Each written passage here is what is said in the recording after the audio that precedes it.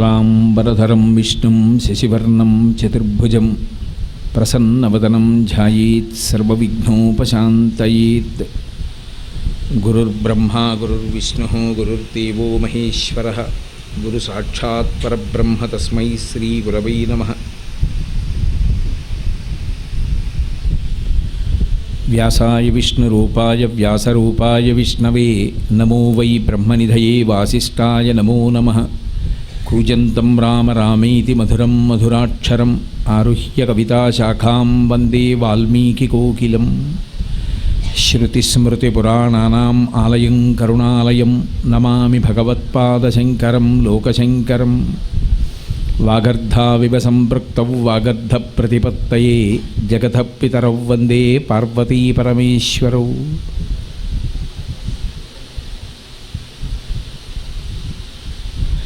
सूक्तिं समग्रयितुः स्वयमेव लक्ष्मीः श्रीरङ्गराजमहिषी मधुरैः कटाक्षैः वैदग्ध्यवर्णगुणगुम्भनगौरवैर्यां कण्डूलकर्णकुहराः कवयोधयन्ति।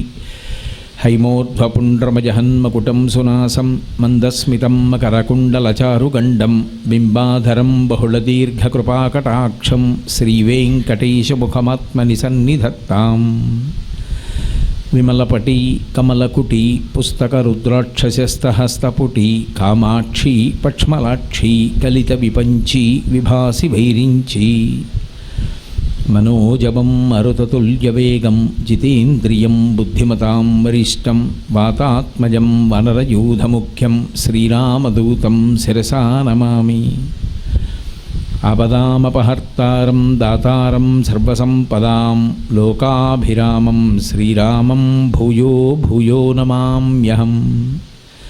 जयत्यतिबलो रामो लक्ष्मणश्च महाबलः राजा जयति सुग्रीवो राघवेणाभिपालितः। दासोऽहं कौसलेन्द्रस्य रामस्याक्लिष्टकर्मणः हनुमान् शत्रुसैन्यानां निहन्ता मारुतात्मजः। न रावणसहस्रं मे युद्धे प्रतिफलं भवेत् शिलाभिस्तु प्रहरतः पादपैश्च सहस्रशः। अर्दयित्वा पुरीं लङ्काम् अभिवज्य च मैथिलीं समृद्धार्धो गमिष्यामि विशतां सर्वरक्षसां। धर्मात्मा सत्यसन्धश्च रामो दशरथिर्यदि पौरुषे च प्रतिद्वन्द्वशरैनं जहिराविणिं। हरि ओम। పరమేశ్వర స్వరూపమైన సభకి నమస్కారం. శ్రీరామాయణం ఆదికావ్యం వాల్మీకి కృతం. అటువంటి ఆదికావ్యమైనటువంటి శ్రీరామాయణం దశావతారాల్లో పరమేశ్వరుడు మనుష్యునిగా అవతరించినటువంటి రామకథా వృత్తాంతాన్నంతటినీ కూడా లోకానికి విశదం చేసింది. రామచంద్ర ప్రభువు కేవలం రావణ సంహారం కోసం మాత్రమే అవతార స్వీకారం చేసినవాడు కాదు. మనుష్యుని యొక్క వైభవాన్ని మనుష్యుని యొక్క శక్తిని లోకానికి చాటి చెప్పడం కోసం రావణ సంహారం అయిపోయిన తరువాత కూడా 11,000 సంవత్సరములు ఈ భూమండలం మీద ఉన్నటువంటి అవతారం. దశవర్ష సహస్రాణి దశవర్ష శతాని చ అని ప్రతిజ్ఞ చేశాడు బాలకాండలో. ఎందుచేత అంటే రావణాసురుడు ఇతరులు కూడా మనుష్యుణ్ణి చాలా తక్కువ చేసి చూసినటువంటి రోజులు త్రేతాయుగంలో. అటువంటప్పుడు మనుష్యుడు ఎంత గొప్పవాడో నిరూపించడానికి వచ్చినటువంటి అవతారం రామావతారం. అసలు మనుష్య జీవితానికి కావలసినది ఏది అంటే ధర్మం ఒక్కటే. యథార్థంగా మాట్లాడాలి అంటే ఆర్షవాంగ్మయాన్నంతటినీ కలిపి పిండేస్తే అందులోంచి దాని సారంగా కిందకి దిగేవి 2 అక్షరాలు ధర్మం. ఆ ధర్మాన్ని మనకి ఆచరించి చూపించినటువంటి వాడు రాముడు. అందుకే వేద వేద్యే పరే పుంసీ జాతే దశరథాత్మజే వేద ప్రచేతసాదాసీత్ సాక్షాత్ రామాయణాత్మన. ఆ వేదము వేదోపబృంహణమై రామాయణంగా వస్తే పరమేశ్వరుడు రామచంద్రమూర్తిగా ఈ భూమండలం మీద అవతరించి ధర్మాన్ని అనుష్ఠించి చూపించాడు. అలా అనుష్ఠించి చూపించినటువంటి రామచంద్రమూర్తి యొక్క కథ ఎంత గొప్పదో, రామనామం ఎంత గొప్పదో చెప్పినటువంటి కాండ సుందరకాండ. అందుకే రామ కథ నడిచినటువంటి కాండలకి మహర్షి ఆ కథా సంబంధమైనటువంటి పేర్లు ఇచ్చారు. బాలకాండ అంటే రామచంద్రమూర్తి యొక్క బాల్యాన్ని వర్ణించింది కాబట్టి బాలకాండ అనుకోవడంలో దోషం ఏమి ఉండదు. అలాగే అయోధ్యకాండ అయోధ్యలో జరిగినటువంటి విశేషమైనటువంటి మార్పులకు నాంది ప్రస్తావన జరిగినటువంటి కథా విశేషాన్ని చెప్పింది కాబట్టి అయోధ్యకాండ. రామచంద్రమూర్తి యొక్క అరణ్యవాసాన్ని వర్ణించింది కాబట్టి అరణ్యకాండ. కిష్కింధ విశేషాలు చెప్పింది కాబట్టి కిష్కింధకాండ. యుద్ధాన్ని చెప్పింది కాబట్టి యుద్ధకాండ. తదనంతర కథ చెప్పింది కాబట్టి ఉత్తరకాండ. కానీ ఒక్క సుందరకాండ దగ్గరికి వచ్చేటప్పటికి మాత్రం మహర్షి కథా సంబంధమైనటువంటి పేరు పెట్టకుండా సుందరకాండ అని పేరు పెట్టారు. ఎందుకు ఆ కాండ సుందరకాండ అయింది అంటే మొట్టమొదటి కారణం అది పారాయణకాండ. శ్రీరామాయణానికి అంతటికీ కూడా శక్తి ఎక్కడ నిక్షేపింపబడి ఉంది అంటే సుందరకాండలోనే నిక్షేపింపబడింది. అందుకే శ్రీరామాయణం పారాయణ చేసేటటువంటి వాళ్ళు ఒక నియమాన్ని పాటిస్తూ ఉంటారు. ముందు సుందరకాండ చదివి తర్వాత బాలకాండ మొదలు పెడతారు. మళ్ళీ బాలకాండ, అయోధ్యకాండ, అరణ్యకాండ, కిష్కింధకాండ అయిన తర్వాత మళ్ళీ సుందరకాండ చదివి యుద్ధకాండ చదువుతారు. అంటే శ్రీరామాయణం చదివేటప్పుడే సుందరకాండ పారాయణం అవుతుంది.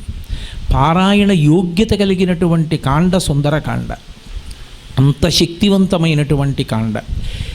కేవలం అదొక్కటే కారణమని కాదు. సుందరే సుందరో రామ, సుందరే సుందరీ కథ, సుందరే సుందరీ సీత, సుందరే సుందరం వనం, సుందరే సుందరం కావ్యం, సుందరే సుందర కపి, సుందరే సుందరం మంత్రం, సుందరే కిమ్న సుందరం.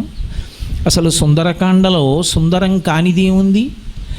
బాగా సంప్రదాయజ్ఞులైనటువంటి పెద్దలు ఒక మాట చెప్తూ ఉంటారు. ఈ లోకంలో సౌందర్యము అనేటటువంటి మాటకి చిరునామా వెతకాలి అంటే రెండు చోట్ల దొరుకుతుంది అని. ఒకటి వాల్మీకి మహర్షి కృతమైనటువంటి శ్రీరామాయణాంతర్గతమైన సుందరకాండ, రెండవది శంకర భగవత్పాదాచార్య కృతమైనటువంటి సౌందర్యలహరి. ఈ రెండే సౌందర్యమునకు ఆలవాలములు. అందులో రామచంద్రమూర్తి బాహ్యమునందు బహుసుందరాకారుడు. పుంసాం మోహన రూపాయ పుణ్యశ్లోకాయ మంగళం.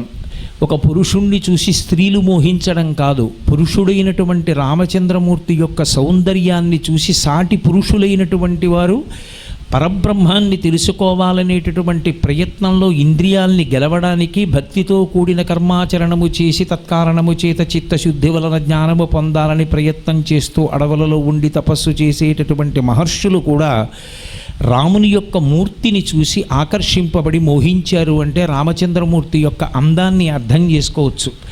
అసలు శ్రీరామాయణం 24,000 శ్లోకాలు చదివితే రాముణ్ణి చూసి రాముడి యొక్క రూపాన్ని చూసి మోహించినటువంటి వాళ్ళు లేరు. అంతటి అందగాడు. కాబట్టి రాముడు సుందరాతి సుందరుడు. ఇక సీతమ్మ చెప్పనే అక్కర్లేదు, అంతటి మహాతల్లి. అశోకవనం మహాసౌందర్యం, రావణాంతఃపురం, కాంచనలంక గొప్ప సౌందర్యం. ఇన్ని విశేషాలు అసలు ఆ లంకాపట్టణంలో. కపి అంటే కోతి రూపంలో ఉన్నటువంటి హనుమ సుందరాతి సుందరుడు. ఈ రెండు పరస్పర విరుద్ధం. లోకంలో ఎక్కడైనా సౌందర్యం లోపిస్తే కోతిలో ఉన్నామంటారు. కానీ కోతి రూపంలో ఉన్నటువంటి హనుమ ప్రధానంగా నడిచినటువంటి సుందరకాండలకి ఆ పేరు రావడానికి కారణం ఆయన సుందరుడు కావడమే. సుందరుడు అన్న మాటకు అర్థం కేవలం బాహ్యంలో అందమని కాదు. ఎవరు ఆత్మని అనుభవంలోకి తెచ్చుకుని ఒక యోగిగా నిలబడగలుగుతాడో అటువంటి యోగి యొక్క కథ చెప్పబడినటువంటి కాండ కాబట్టి అది సుందరకాండ. కాబట్టి స్వామి హనుమ యొక్క విశేషమైనటువంటి కథాంశాన్నంతటినీ కూడా చెప్పిన కాండ కాబట్టి అది సుందరకాండ. ఇక అసలు అది సుందరము అని చెప్పడానికి ఇది కారణము కాదనడానికి ఏముంది? అన్నీ సౌందర్యములే. అందుకే సుందరే కిమ్న సుందరం, అది సుందరము కాదు అనడానికి సుందరకాండలో ఏముంది కనుక. కాబట్టి ఆ కాండకి సుందరకాండ అని పేరు వచ్చింది. ఒక యోగిగా ఆత్మజ్ఞానాన్ని అనుభవంలోకి తెచ్చుకోవడానికి చేసేటటువంటి ప్రయత్నం అంతర్లీనంగా కథాభాగంలో నడుస్తూ ఉపాసనా రహస్యములని అనేకమైనటువంటి వాటిని లోకానికి ప్రబోధం చేసిన కాండ కాబట్టి ఆ కాండ సుందరకాండ. అన్నిటినీ మించి సుందరకాండకున్నటువంటి బలం రాముడు ఆ కాండలో కనపడకపోవడం. కానీ రామనామము, రామ కథ, రామ కార్యము మీద వెడుతున్నటువంటి వాళ్ళకి చేసేటటువంటి సాయము వలన కలిగేటటువంటి ప్రయోజనమును ఆవిష్కరించిన కాండ కాబట్టి సుందరకాండ. మిగిలిన కాండలలో రాముడు కనపడతాడు. రాముడు కథలో అంతర్భాగంగా ఉంటాడు. రాముడు నడుస్తాడు, రాముడు బాధపడతాడు, రాముడు శోకిస్తాడు, రాముడు ప్రబోధం చేస్తాడు, రాముడు బాణం విడిచిపెడతాడు, రాముడు యుద్ధంలో పాల్గొంటాడు, రాముడు కూడా దెబ్బలు తింటాడు. ఇన్ని ఉంటాయి. కానీ ఒక్క సుందరకాండ దగ్గరికి వచ్చేటప్పటికి మాత్రం రాముడు ఎక్కడా కనపడడు. ఎక్కడా రాముడు కనపడకపోయినా 1కి 10 మార్లు రామకథ చెప్పబడింది సుందరకాండలో. అది ఎవరి నోటి వెంట? వాక్యజ్ఞుడై ఎక్కడ ఎంత మాట్లాడాలో తెలిసినటువంటి మహాపురుషుడైనటువంటి హనుమ నోటి వెంట ఎన్నో మార్లు రామకథ చెప్పబడి ఆ రామకథ యొక్క బలమేమిటో నిరూపించిన కాండ కాబట్టి సుందరకాండ కాదు. అసలు రామనామము యొక్క గొప్పతనం ఏమిటో లోకానికి చెప్పిన కాండ సుందరకాండ. వశిష్ఠుడు మహానుభావుడు, బ్రహ్మర్షి. అటువంటి వాడు ఈ లోకానికి అందించినటువంటి మహత్తరమైన ఉపకారం ఏది అంటే, దశావతారాల్లో వచ్చినటువంటి రామచంద్రమూర్తి యొక్క అవతారానికి రామ అని పేరు ఉంచడమే. ఆ పేరు ఉంచినటువంటి కారణం చేత ఇప్పటికీ మనం ఆ రామనామాన్ని పలికి తరించిపోతున్నాం. అటువంటి నామాన్ని మనకి అందించి రామనామము యొక్క గొప్పతనాన్ని చెప్పిన కాండ కనుక అది సుందరకాండ కాదు. రామ కథావైభవం యొక్క గొప్పతనాన్ని చెప్పడం కాదు, రాముని యొక్క కార్యం మీద వెళ్ళిపోతున్న వాడికి ఒక చిన్న మాట సాయం చేస్తే అది ఎంత శక్తినిస్తుందో చెప్పినటువంటి కాండ సుందరకాండ. అందుకే కిష్కింధకాండ చివరకు వచ్చేటప్పటికి సుందరకాండకి పునాది పడుతుంది. ముందు పునాది లేకుండా పైన భవంతి నిర్మాణం చెయ్యం. పునాది కనపడదు, అడుగునుంటుంది, భవనం పైన కనపడుతుంది. సుందరకాండ ప్రారంభానికి అడుగున ఉన్నటువంటి పునాది కిష్కింధకాండ. కిష్కింధకాండ చిట్ట చివరికి వచ్చేటప్పటికి సంపాతి రెక్కలు కాలిపోయి ఉన్నాడు. రెక్కలు కాలిపోయి ఆకలి ఎక్కువ ఉన్నటువంటి పక్షిజాతిలో పుట్టినటువంటి సంపాతి తనకి కావలసినటువంటి ఆహారాన్ని తాను సమకూర్చుకోలేక తన కొడుకు మీద ఆధారపడి దైన్యమైన జీవితాన్ని గడుపుతున్నటువంటి వాడు ఇక సీతమ్మ తల్లి దర్శనం కాలేదని, సుగ్రీవుడు ఇచ్చిన సమయం దాటిపోయిందని, తాము స్వయంప్రభా బిలంలో బందీకృతులమయ్యామని, ఇంతకాలం ఉండిపోయిన కారణం చేత విలంబనమైపోయిందని, ఇక వెనక్కి వెళ్ళినా సుగ్రీవుడు చంపేస్తాడని ఖేదాన్ని పొంది అంగదుడు ప్రబోధం చేస్తే వానరులందరూ ప్రయోపవేశం చేశారు. వాళ్ళు చచ్చిపోవాలని కోరుకున్న వాళ్ళు కారు, చచ్చిపోవడం వినా మార్గం లేని వాళ్ళు. అప్పటికి అంగదుడికి తోచింది అంతే పరిష్కారం. మనం వెనక్కి వెడితే సుగ్రీవుడు చంపేస్తాడు, అందుకని వెనక్కి వెళ్ళడం కన్నా ఇక్కడే చచ్చిపోదామని ప్రయోపవేశం చేశారు. మీరు ఒక్కటి జ్ఞాపకం పెట్టుకోవాలి, మనిషి జీవితంలో చాలా పెద్ద కష్టమని ఎప్పుడు చెప్పవలసి ఉంటుంది అంటే, నేను చచ్చిపోతానండి అంటే. నేను చచ్చిపోతానండి అన్న మాట నోటి వెంట రాకూడదు, చచ్చిపోయే ప్రయత్నం చెయ్యనూకూడదు, అది వేద విరుద్ధం. కానీ వానరులు ఆ పని చేశారు, ప్రయోపవేశం చేశారు, చేసి చనిపోవడానికి సిద్ధపడ్డారు. చనిపోవడానికి సిద్ధపడినటువంటి వానరులకు సంపాతి వచ్చి రెక్కలు లేనివాడు వాళ్ళు చెప్పుకుంటున్నటువంటి రామకథని విన్నాడు. వాళ్ళు చనిపోదామని పడుకున్న వాళ్ళకి తెలియకుండానే వాళ్ళు ఒకసారి రామకథ చెప్పుకున్నారు. ఎక్కడి ఇక్ష్వాకు వంశం, ఎక్కడి కోసలి రాజ్యం, ఎక్కడి అయోధ్యానగరం, ఎక్కడి దశరథ మహారాజు గారు, దశరథుడికి సంతానం లేకపోవడం ఏమిటి, పుత్రకామేష్టి చెయ్యడం ఏమిటి, రామలక్ష్మణ భరత శత్రుఘ్నులు జన్మించడం ఏమిటి, పెద్దవాడు మహాధర్మమూర్తి రామచంద్ర ప్రభువు తండ్రి అయినటువంటి దశరథుడిచ్చినటువంటి మాట నిజం చేసి తండ్రిని సత్యమునందు నిలబెట్టడానికి 14 సంవత్సరములు అరణ్యవాసం చెయ్యడానికి భార్య అయిన సీతమ్మతో తమ్ముడు లక్ష్మణస్వామితో కలిసి అరణ్యానికి రావడమేమిటి, జనస్థానంలో రావణాసురుడు అపహరించడం ఏమిటి, ఆ కిష్కింధ దగ్గర ఋష్యమూక పర్వతం మీద ఉన్నటువంటి సుగ్రీవుడితో రామచంద్రమూర్తికి స్నేహం కుదరడమేమిటి, వాలిని సంహరించి రాముడు సుగ్రీవుడికి రాజ్యం ఇవ్వడమేమిటి, ప్రత్యుపకారం కోసమని చెప్పి సీతమ్మ తల్లి జాడ కనిపెట్టడానికి అన్ని దిక్కులకి వానరుల్ని పంపిస్తూ దక్షిణ దిక్కుకి మనని పంపడమేమిటి, ఇక్కడికి వచ్చిన వాళ్ళం సుగ్రీవుడిచ్చినటువంటి కాలం లోపల సీతమ్మని అన్వేషించడం మాని స్వయంప్రభా బిలంలో చిక్కుపడిపోవడం ఏమిటి, వేళ దాటిపోయి చెట్లన్నీ పువ్వులు పూసి కనపడుతున్నాయి, ఋతువు దాటిపోయింది, వెనక్కి వెడితే సుగ్రీవుడు చంపేస్తాడు కాబట్టి మనకి మరణం వినా మార్గం లేని పరిస్థితి ఏర్పడిందని తమకి తెలియకుండానే తామొక్కసారి తమ మృత్యువునకు కారణంగా రామకథనంతటినీ చెప్పుకున్నారు. రామకథని తెలిసో తెలియకో ఒక్కసారి చెప్పుకున్నంత మాత్రం చేత మిగిలిన వాళ్ళు విన్నంత మాత్రం చేత రెక్కలు లేని సంపాతి అక్కడికి వచ్చాడు. ఎందుకని అందులో అంతర్భాగంగా సీతాపహరణం జరిగినప్పుడు ఒక పక్షి జటాయువు రక్షించడానికి ప్రయత్నించడమేమిటి, రావణుడు సంహరించడమేమిటన్న మాట వాడారు వానరులు. ఎవడు రా నా సోదరుడి పేరెత్తినవాడు అని వచ్చి పర్వత శిఖరం మీద నించున్నాడు. సంపాతి నిలబడితే మనందరినీ తినేయడానికి వచ్చింది పక్షి అని బెంగపెట్టుకున్నారు వాళ్ళు. నిజంగా చచ్చిపోయే వాళ్ళైతే ఆ పక్షి వచ్చి చంపేస్తే బెంగపెట్టుకోవడం ఎందుకు, ప్రయోజనం అయిపోయిందని సంతోషించాలి. కానీ ఆ పక్షి చంపేస్తుందని బెంగపెట్టుకున్నారు. ఒరే అది రామకథ అంటోంది, జటాయు అంటోంది, తీసుకురండిరా అన్నారు. కొంతమంది వెళ్ళారు, రెక్కలు కాలిపోయాయి, నేను నడవలేనంటున్నాడు కాబట్టి ఎత్తి తీసుకొచ్చి అక్కడ పెట్టారు. అన్నీ విని జలతర్పణలు ఇచ్చి ఆ సంపాతి అంది, నాకు రెక్కలు లేవు, కాలిపోయాయి. ఒకానొకప్పుడు సూర్యుడికి దగ్గరగా వెళ్ళడంలో వేడికి కాలిపోయి కింద పడిపోయాను.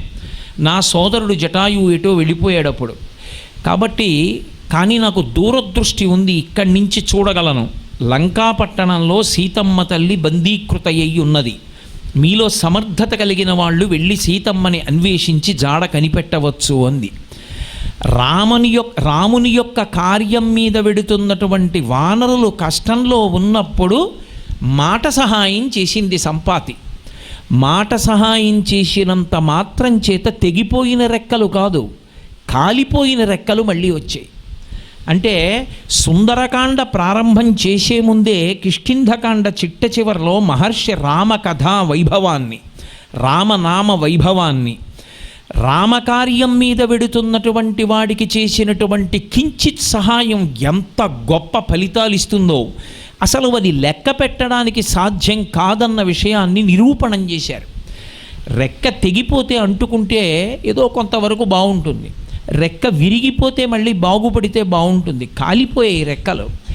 కాలిపోయిన రెక్కలు కలిగినటువంటి సంపాతికి మళ్ళీ రెక్కలు పుట్టాయి. కేవలం రామకార్యం మీద వెడుతున్న వాళ్ళకి మాట సాయం చేసినంత మాత్రం చేత. అంత గొప్పది రామకార్యం. రామకార్యంలో ఉన్న వాళ్ళకి కించిత్ సహాయం ఎంత శక్తినిస్తుంది అనడానికి కిష్కింధకాండలో పునాది వేశారు మహర్షి. అంత గొప్ప రామకథని 1కి 10 మార్లు చెప్పిన కథ కాబట్టి ఆ కాండ సుందరకాండ. అందుకే అప్పటికీ ఇప్పటికీ ఎప్పటికీ ఒక్కటే పరిష్కారం. ఇంట్లో ఆడపిల్లకి పెళ్ళి కాకపోయినా, బిడ్డలు పుట్టకపోయినా, కొడుక్కి ఉద్యోగం రాకపోయినా, ఇంట్లో అశాంతిగా ఉన్నా, అనారోగ్యంగా ఉన్నా, మనసుకి ఏదో ఖేదంగా ఉన్నా, కలిసి రాకపోయినా, ఏవైనా పాపగ్రహాలు దుష్టమైనటువంటి చూపు జాతకంలో చూస్తున్నా, ఏలినాటి శని నడుస్తున్నా, అన్నిటికీ పరిష్కారం ఏది అంటే సుందరకాండ వినడమే, సుందరకాండ చదువుకోవడమే. అంత శక్తివంతమైన కాండ సుందరకాండ. వాల్మీకి మహర్షి మనకి అందించినటువంటి అద్భుతమైన అమృత భాండము. మిగిలినటువంటి అమృతం ఎక్కడో స్వర్గలోకంలో ఉంటుంది, కానీ అందరికీ అందుబాటులో రామాయణ గ్రంథ రూపంలో వాల్మీకి మహర్షి అందించినటువంటి అమృతం సుందరకాండ. అటువంటి సుందరకాండ ప్రారంభం చేసే ముందు మహర్షి ఒక మాట చెప్తారు. అసలు సుందరకాండ ప్రారంభం ఎక్కడ అంటే మంగళం శ్రీ హనుమతే, హనుమకి మంగళం జరగడంతో ప్రారంభమైంది. ఎందుచేత అంటే మీరు శ్రీరామాయణ కావ్యాన్ని జాగ్రత్తగా పరిశీలనం చేస్తే ఎక్కడెక్కడ మహా ఆపద సంభవిస్తుందో, ఎక్కడెక్కడ హనుమ కనపడతారో అక్కడక్కడ మంగళం జరుగుతుంది. హనుమ కనపడ్డారు అంటే రామాయణంలో మంగళం జరిగింది అని గుర్తు. మొట్టమొదట హనుమ కనపడేది ఎక్కడ అంటే కిష్కింధకాండలో రామలక్ష్మణులు వెళ్ళిపోతుంటే వాళ్ళని చూసి వాలి నన్ను చంపడానికి 2 నరుల్ని పంపించాడని బెంగ పెట్టుకుని పారిపోతున్నటువంటి సుగ్రీవుణ్ణి ఒడిసి పట్టుకుని మాట్లాడతారు హనుమ. ఎందుకంత భయపడతావు, వచ్చిన వాళ్ళెవరో కనుక్కొస్తానన్నాడు. అంటే సన్యాసి రూపంలో వెళ్ళు నిజం చెప్తారన్నారు. భిక్షు రూపం వేసుకుని రామలక్ష్మణులతో మాట్లాడినటువంటి హనుమ వాళ్ళిద్దరి దర్శనం చెయ్యగానే వాళ్ళ ఔన్నత్యాన్ని గ్రహించి, దివ్యత్వాన్ని గ్రహించి భిక్షు రూపాన్ని విడిచిపెట్టారు. రామలక్ష్మణుల్ని తీసుకుని సుగ్రీవుడి దగ్గరికి వచ్చారు. సుగ్రీవుడికి రాముడితో చెలిమి కలిగింది, రాజ్యం వచ్చింది, భార్య రుమ వచ్చింది. హనుమ కనపడుతూనే సుగ్రీవుడికి రాముడికి కూడా మంగళం. తరువాత మళ్ళీ దక్షిణ దిక్కుకి వానరులు వెళ్ళినప్పుడు ఎవ్వరికీ సీతమ్మ తల్లి దర్శనం కాక వేళ దాటిపోయి వెనక్కెడితే సుగ్రీవుడు చంపేస్తాడని 100 యోజనముల సముద్రాన్ని దాటలేక ఆగిపోయినప్పుడు సముద్రాన్ని దాటి వెళ్ళి సీతమ్మ తల్లి దర్శనం చేసి శుభవార్త చెప్పే వానరులందరికీ ప్రాణాలు తిరిగి ఇచ్చినటువంటి వారు స్వామి హనుమ. మళ్ళీ సుందరకాండలో సీతమ్మ తల్లి రామదర్శనం కాలేదని బెంగపెట్టుకుని ఉరిపోసుకుని ప్రాణాలు విడిచిపెట్టేస్తానన్నప్పుడు చించుపావృక్షం మీద కూర్చొని రామకథ చెప్పి సీతమ్మ తల్లికి ప్రాణాల మీద ఆశ కలిగేటట్టు చేసి సీతమ్మ బ్రతకడానికి కారణమైన వారు హనుమ. సీతమ్మ తల్లి క్షేమవార్త రామచంద్రమూర్తికి చెప్పి రామచంద్రమూర్తి సంతోషించి బ్రతికేటట్టు చేసిన వారు హనుమ. చిట్ట చివర ఇంద్రజిత్తు సంహారం చెయ్యడంలో చాలా ఇబ్బంది ఏర్పడితే ఇంద్రజిత్తు మళ్ళీ హోమం చెయ్యడానికి వీలు లేకుండా ప్రతిబంధకాన్ని సృష్టించి ఇంద్రజిత్ మరణించడానికి తగిన నేపథ్యాన్ని సృష్టించినటువంటి వారు హనుమ. బ్రహ్మాస్త్ర బంధనంతో యుద్ధకాండలో ఇంద్రజిత్తు అందరినీ పడగొట్టేస్తే రామలక్ష్మణులు కూడా కింద పడిపోతే ఉత్తర క్షణంలో వెళ్ళి సంజీవనీ పర్వతాన్ని తీసుకొచ్చి ఇన్ని కోట్ల మంది వానరుల్ని రామలక్ష్మణుల్ని బ్రతికించినటువంటి మహాపురుషుడు హనుమ. చిట్ట చివర 14 సంవత్సరముల అరణ్యవాసం అయిపోయిన తరువాత నాకు రాముడు దర్శనం ఇవ్వకపోతే నేను సరయూ నదీ ప్రవేశం చేస్తానని ప్రతిజ్ఞ చేసి 14 ఏళ్ళు అయిపోయాయి, నేను చనిపోతానని సిద్ధపడుతున్న భరతుడికి పుష్యమీ నక్షత్రంలో రాముడు పుష్పక విమానంలో వస్తున్నాడన్న శుభవార్త చెప్పి భరతుణ్ణి బ్రతికించినటువంటి వారు స్వామి హనుమ. అందుకే ఎక్కడెక్కడ హనుమ యొక్క కథ చెప్పబడుతుందో, ఎక్కడెక్కడ హనుమ యొక్క ప్రస్తావన వస్తుందో అక్కడక్కడ మంగళం జరుగుతుంది. అంతటి మహానుభావుడైనటువంటి హనుమ యొక్క కథా విశేషాన్ని విశేషంగా చెప్పినటువంటి కాండ సుందరకాండ. అసలు సుందరకాండ యొక్క వైభవం ఎక్కడ ప్రారంభమైంది అంటే హనుమకి శాప విమోచనం అవడంతో ప్రారంభమైంది. ఉత్తరకాండలో మహర్షి దానికి సంబంధించిన రహస్యాన్ని చెప్తారు. బాలుడిగా ఆయన జన్మించినప్పుడు ఒక విశేషం జరిగింది. దేవతలందరూ తమ తమ శక్తుల్ని ధారపోసి తమ ఆయుధముల చేత హనుమ నిర్జింపబడరు అని వరమిచ్చారు.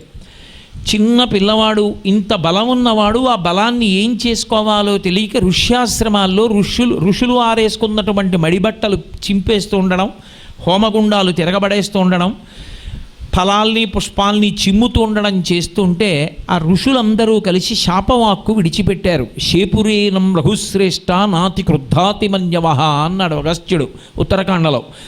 వాళ్ళు కోపంతో ఇవ్వలేదు, ఇంత చిన్న పిల్లవాడికి ఇంకా ఇప్పుడే ఇంత బలం అవసరం లేదు, అందుకని ఈ పిల్లవాడు తన బలమును తాను మరిచిపోవుగాక. మళ్ళీ ఎప్పుడు జ్ఞాపకం రావాలి?